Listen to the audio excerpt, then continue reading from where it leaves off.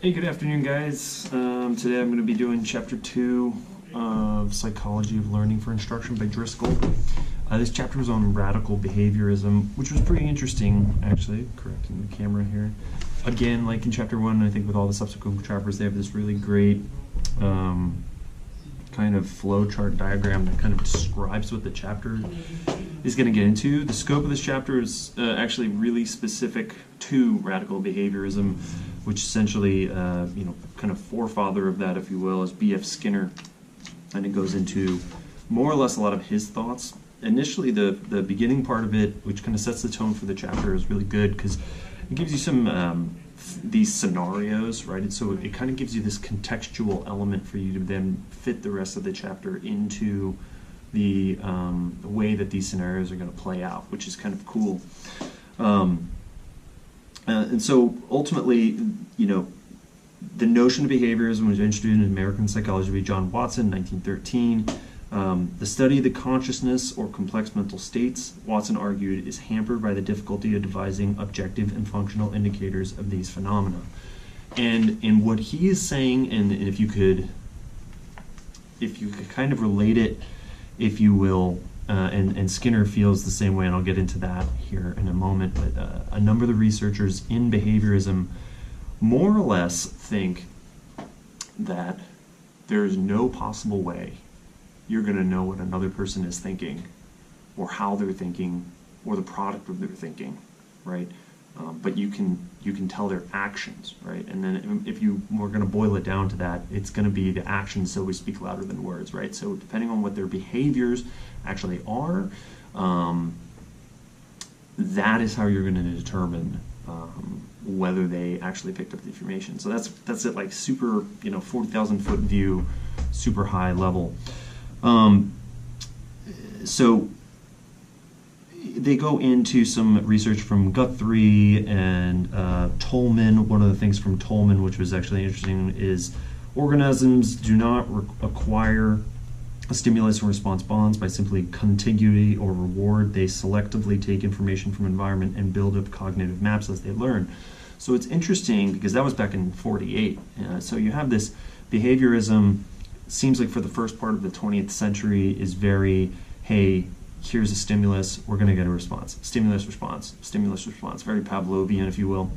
But ultimately, you can tell even there, that quote from Tolman is very Gestalt-like from the first chapter, very similar in the sense that what they're beginning to say is those behaviors begin to tell of a map, if you will, a cognitive map in which decisions are made, and that's more or less where Skinner says, nope, we're not doing that, because he very much sees it differently than that. In fact, he's radically different from that, and that is why they use the word radical, because he's emphatic. He's on that side that's like, because this isn't proven, because you can't possibly prove it, you can only work with the data you have available.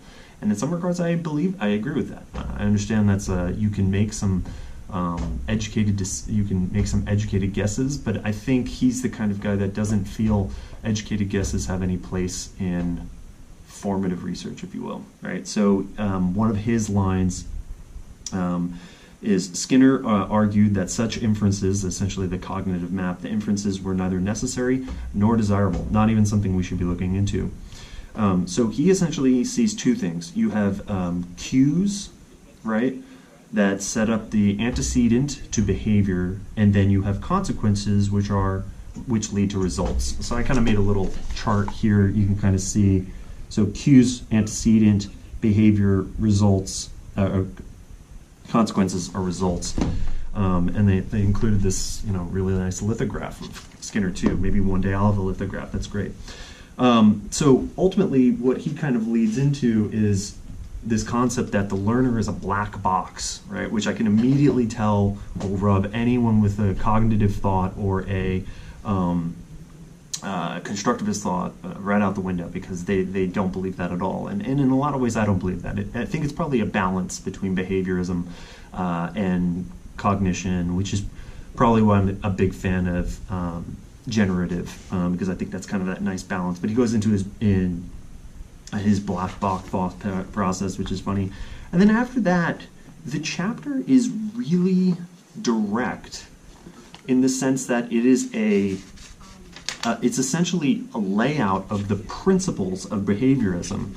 And so in a lot of ways, some of the stuff, it's very straightforward. So it's one of those things, I'm not going to go too deep into it, because if you agree with any of the concepts, or even maybe a portion of the concepts, or you have specific instructional elements, if you will, that suggest that you're looking for behavior. So for instance, for my purposes, I'm often looking in performance-based objectives, right? So performance-based objectives require a behavior, right? But there are other elements that don't necessarily require that. My suggestion is you should really pay attention and go through all of these little matrices they have, which are essentially just discussions about positive and negative reinforcement and how that might look. That conversation is interesting because it's not necessarily your assumption. It's a building of that. But if you have tasks that you think would be leading behaviorism, or behaviorism would be a good idea, the chapter is really good for that. If you are wholeheartedly against it, it's probably a skip for you, honestly, because if you're not into behaviorism, or you've already established that your instructional design is going to be a cognitive or a constructivist or a generativist, you can most likely skip that chapter, because that's all it's about. But it was a good read. I thought it was great, and because I have some elements that I think will be behaviorist, I think this is going to work well for me. So thank you.